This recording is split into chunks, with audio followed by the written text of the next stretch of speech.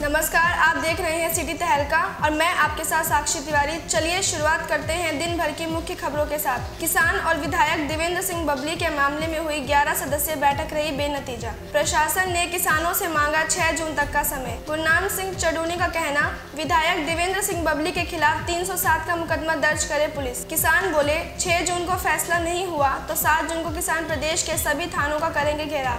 JJP MLA Devendra Babli पर हमले से हरियाणा के गृह मंत्री अनिल विज का चढ़ा पारा, बोले ऐसे विरोध बर्दाश्त नहीं। रणदीप सुरजेवाला ने अपने बयान में कहा कि राज्य में दवा तो गुल है लेकिन शराब फुल है। अनिल विज से लॉकडाउन खोलने को लेकर पूछा गया तो उन्होंने कहा कि जरूरत पड़ी, हालात सही रहे तो लॉकडाउन खोल दिया जाएगा। विधायक देवेंद्र बबली का किसानों के साथ अभद्र भाषा का वीडियो हुआ वायरल। इसराना में किसानों ने विधायक देवेंद्र बबली का फूका पुतला। किसानों का कहना, सरकार उनके जले पर नमक छिड़कने का कर रही है काम। पानीपत में नारियल की चाहत ने एक व्यक्ति की ली जान।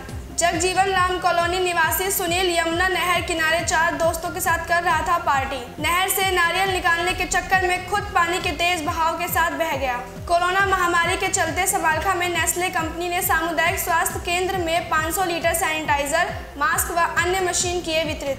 कोरोना महामारी के चलते समालखा नगर पालिका सेक्रेटरी पवित्र गुलिया के नेतृत्व में लॉकडाउन का उल्लंघन करने वाले 2 दुकानों को किया सील, वहीं 3 के काटे चालान। लॉकडाउन के नियमों का पालन कराने के लिए पानीपत के मित्तल मेगा मॉल में पहुंचा जिला प्रशासन। नगर निगम पानीपत पर फिर उठे सवाल। आवेदन करने के 5 साल बाद भी स्वच्छ भारत अभियान के तहत आवेदक को नहीं मिला फायदा। मुख्य सचिव से लेकर मुख्यमंत्री तक लगा चुके गुहार। आवेदनकर्ता ने निगम पर करोड़ों रुपए के गबन करने का लगाया आरोप। आइए देखते हैं अब खबरों को विस्तार से।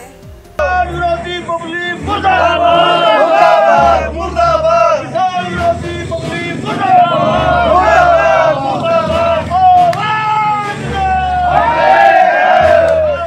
आवाज दो, सोमवार को टोहाना के विधायक देवेंद्र बबली किसानों के साथ अपशब्दों का वीडियो जैसे ही वायरल हुआ, जिसके बाद हरियाणा भर में जेजेपी विधायक देवेंद्र बबली को हरियाणा के किसानों द्वारा विरोध किया जा रहा है।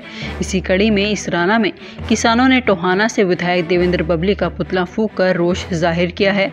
वहीं टोहाना के अंदर भी किसान नेता गुरनाम सिंह चडूनी समेत हजारों की संख्या में किसान वहां पहुंचे। विरोध कर रहे किसानों ने कहा कि किसान नेताओं द्वारा पहले भी सरकार के नेताओं को आग्रह किया गया था कि आप गांव में किसी प्रकार का कोई कार्यक्रम न रखें। बावजूद इसके किसानों के जले पर नमक छिड़कने के लिए नेता अपने कार्यक्रम कर रहे हैं, जो कि किसानों को सहन नहीं होगा। जो देवेंद्र बबली ने हमारे किसानों पर जो गाली गलौज दिए, हमारे किसान की अवमानना जो की है, हमने उसके विरोध में यहाँ पर उनका पुतला चढ़ाया भारतीय किसान यूनियन पानीपत ने। तो हम अगर किसान को कोई भी इसी तरह के अत्याचार किसान पर जुल्म होते रहेंगे तो हम पीछे नहीं हटेंगे। देवेंद्र बबली में हिम्मत है तो पानीपत बहुत सक्रिय हो सका है। पानीपत में आगे तका हमारे भाइयों किसान भाइयों पर जो लाठियाँ चलाता है, जो बार बार इनको दुखी करता है। पहले 400 से ऊपर किसान शहादत दे चुके हैं और गाँव में से 20-30 लाख रुपये खर्च हो चुके हैं, फिर भी हमारे को ये बार बार दुखी कर रहे हैं। ये अच्छी बातें नहीं है। हम जेजेपी और बीजेपी के विधायक को जो बोल चुके हैं कि वो गाँव में ना आए, वो फिर भी किसी जड़े पर नमक छिड़कने के लिए किसी न किसी बहाने से यहाँ पर पहुँचते हैं। लगातार कृषि कानूनों के विरोध में किसान आग बबूला होते नजर आ रहे हैं और फिर से आंदोलन को तेज करने के लिए किस तरह से सरकार पर दबाव बनाया जाए उसकी रणनीति में जुट गए हैं। हाल ही में मुख्यमंत्री मनोहर लाल खट्टर द्वारा प्रधानमंत्री नरेंद्र मोदी से भी इसी विषय में मुलाकात की गई थी, जिसको लेकर बताया जा रहा है कि जल्द ही किसानों से वार्ता की जा सकती है। लेकिन सवाल बड़ा यह है कि आखिर कब तक किसान और गठबंधन की सरकार के बीच यह तनाव कब तक खत्म होगा। ब्यूरो रिपोर्ट, सिटी तहलका।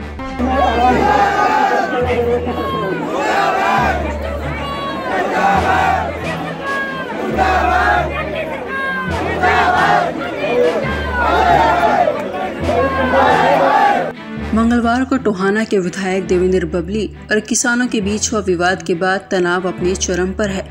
किसान नेता गुरनाम सिंह चडूनी आज टोहाना पहुंचे और टोहाना के टाउन पार्क में एकत्र किसानों के साथ मसले पर चर्चा की। किसान नेताओं और किसानों के बीच हुई बैठक के बाद एसडीएम कार्यालय के घेराव का कार्यक्रम तय हुआ, जिसके बाद बड़ी संख्या में किसानों ने लघु सचिवालय का रुख कर दिया।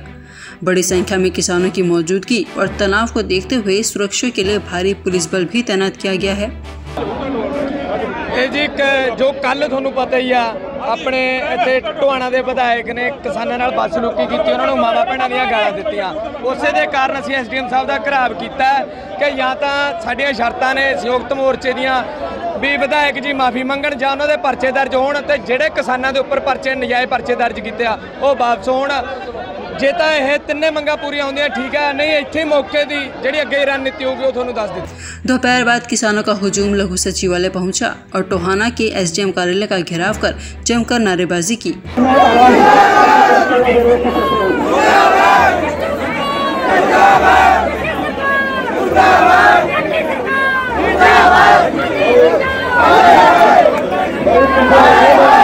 उधर टोहाना प्रशासन द्वारा किसान संगठनों से अपील की गई कि वार्ता के लिए एक प्रतिनिधि मंडल बनाएं ताकि मसले का हल निकल सके। देखिए, अभी जो हमारी भारतीय किसान यूनियन और संयुक्त किसान मोर्चा के जो पदाधिकारी हैं उनसे हमने रिक्वेस्ट की है कि 5 से 7 जो उनके मेन मेंबर्स हैं वो एक बार आएँ और डीसी साहब और एसपी साहब से एक बार इंटरेक्शन करें, जो भी उनकी ग्रीवेंसीज डिमांडें हैं वो उनके सामने रखें ताकि उस पर प्रशासन कुछ कार्रवाई कर सके। किसानों की ओर से 11 सदस्य एक प्रतिनिधिमंडल चुना के अधिकारियों से बातचीत करेगा। वहीं प्रदर्शन कर रहे किसानों ने कहा कि प्रशासन और किसान नेताओं के बीच हो रही वार्ता का नतीजा आने तक वह एसडीएम कार्यालय के बाहर शांतिपूर्वक बैठेंगे। नतीजा आने के बाद ही अगली रणनीति तय की जाएगी। किसानों की मांग है कि विधायक उनसे माफी मांगे, किसानों पर दर्ज किए गए मुकदमे को वापस लें। ब्यूरो रिपोर्ट, सिटी तहलका।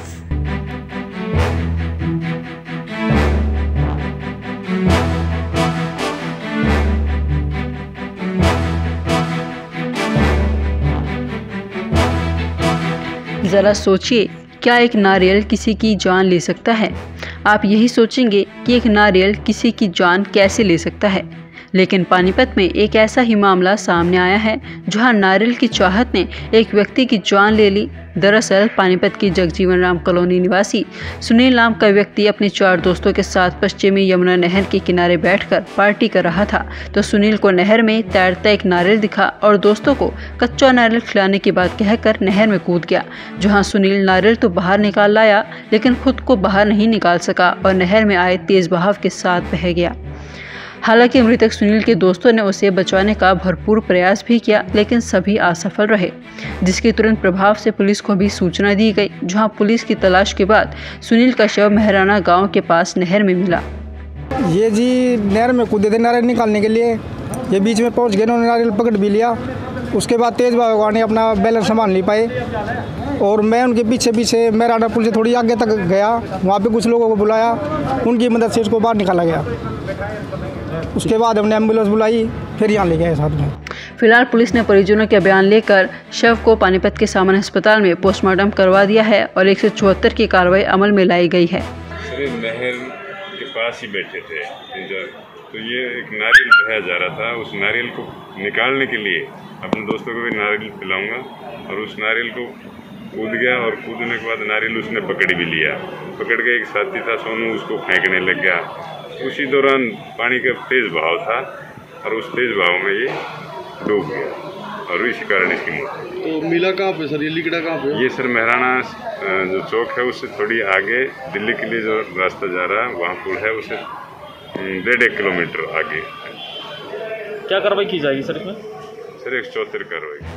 आपको बता दें कि मृतक सुनील लंबे वक्त से पानीपत के जगजीवन राम कॉलोनी में रहता था और एक फैक्ट्री में काम करता था। ब्यूरो रिपोर्ट, सिटी तहलका।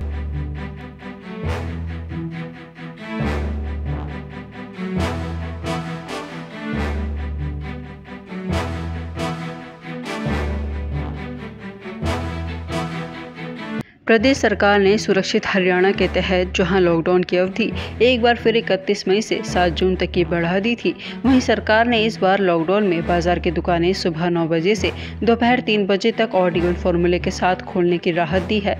समालखा में नई गाइडलाइंस का पालन कराने के लिए पुलिस टीम ने बाजार का दौरा कर नियम के अनुसार दुकान न खोलने वाले दुकानदारों के खिलाफ सख्त रवैया अपनाया और उनकी दुकानें बंद कराई।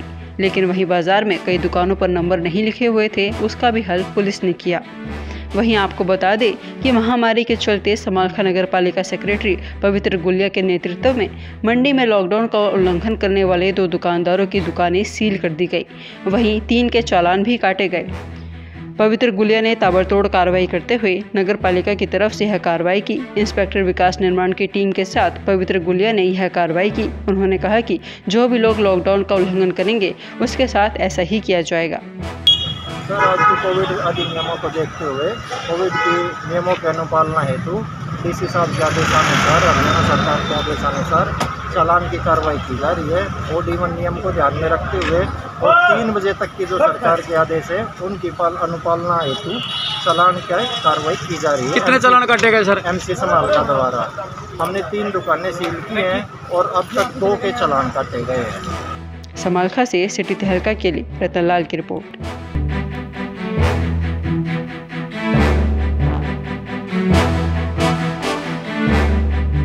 जिले में जहां एक तरफ कोरोना महामारी का प्रकोप उच्च स्तर पर पहुंच चुका है, ऐसे में कई संस्थान ने, एसोसिएशन ने इस महामारी के चलते काफ़ी लोगों की मदद भी की है। वहीं महामारी के चलते नेस्ले कंपनी ने सामुदायिक स्वास्थ्य केंद्र में 500 लीटर सैनिटाइजर, मास्क व अन्य मशीन स्वास्थ्य केंद्र में वितरित की हैं। इससे जो कोरोना से पीड़ित मरीज हैं उनके इलाज के लिए काफ़ी मददगार साबित होगा। पहले भी बीमारी के चलते नेस्ले कंपनी ने ऐसे ही सामान वितरित किए थे। वहीं समालखा के सामान्य अस्पताल के डॉक्टर्स ने नेस्ले कंपनी को तहे दिल से शुक्रिया अदा करते हुए कहा है कि वह हर समय पर सहयोग करती रहती है। हाँ, इसके बारे में मैं धन्यवाद करना चाहूँगा स्पेशली बत्रा जी का और नेस्ले इंडिया कंपनी का, जो कि हमारे यहाँ पर इन्होंने काफ़ी सामान डोनेट किया है, जिसमें हमारे थर्मल स्कैनर हैं, कोविड ये फेस शील्ड है, मास्क हैं, सैनिटाइज़र वगैरह हैं। तो मैं इनका धन्यवाद करना चाहूँगा। समालखा से सिटी तहलका के लिए रतनलाल की रिपोर्ट। आज के बुलेटिन में बस इतना ही। अगले अंक में फिर मिलेंगे कुछ और खबरों के साथ। तब तक के लिए जुड़े रहिए सिटी तहलका सच के साथ।